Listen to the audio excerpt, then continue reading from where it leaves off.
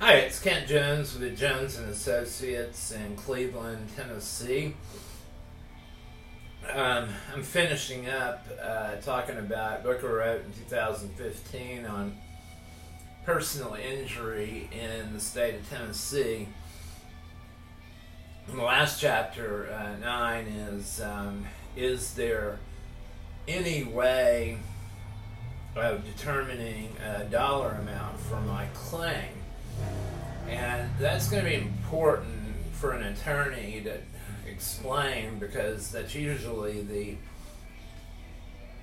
first question that comes up once a case is transferred over to the attorney. Well, how much am I going to win?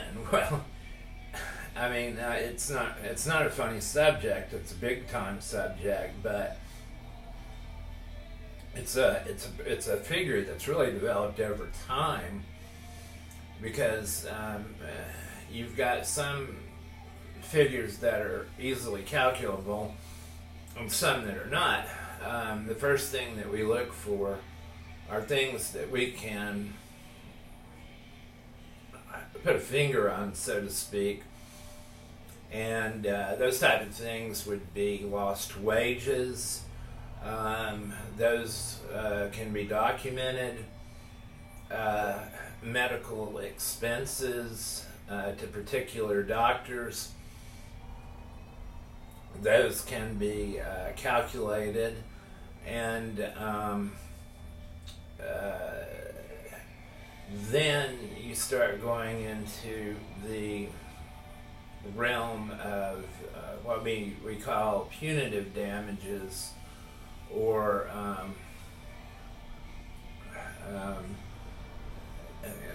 pain and suffering, things of that nature. Loss of consortium, which is loss consortium is a claim you file on behalf of a spouse because you've lost your ability to do things at the house that you used to do. It could be cooking, cleaning, taking care of children, any of those things that put additional burden on a spouse, particularly if the spouse is having to work and just simply doesn't have time for what you used to take care of. I've run into a lot of different models for trying to determine, what's an accurate measure of pain and suffering.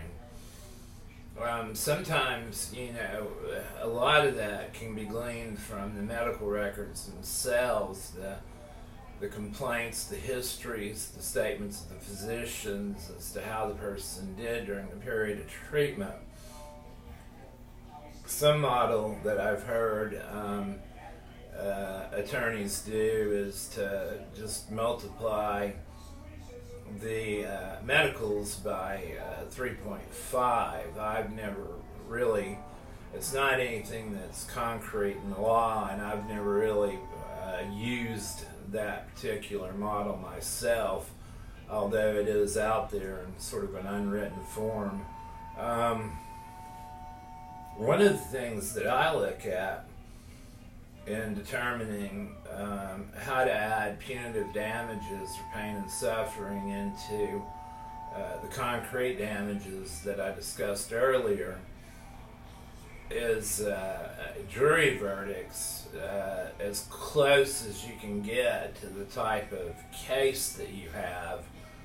And you can research jury verdicts online. And there are also published books that contain jury verdicts in all different sorts of cases. And so get as close as you can to the case that you have, and see what juries have been awarding in the state of Tennessee on that particular type of case, and start from there. And that's been my favorite way of doing it, although others will differ. So yeah, is there a way of calculating your damages? Well, yes, Yes, but as I say, the pain and suffering figure, if you're in settlement negotiations, it's going to go up and down. It's not going to remain stagnant, and it's going to be harder to determine.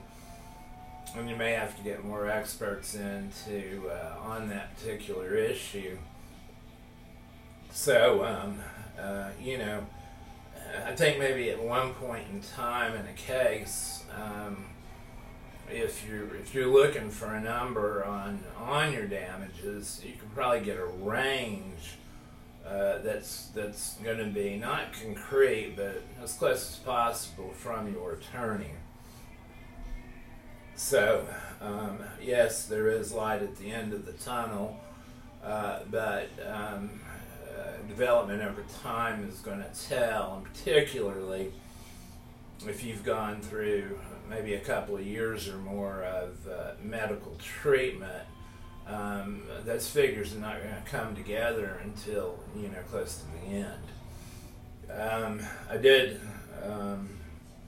forget about my last chapter, and I'll get into that in the next segment, and that's going to be number 10 on structured settlements. Thanks for listening to me, and I hope everyone has a great day. Bye.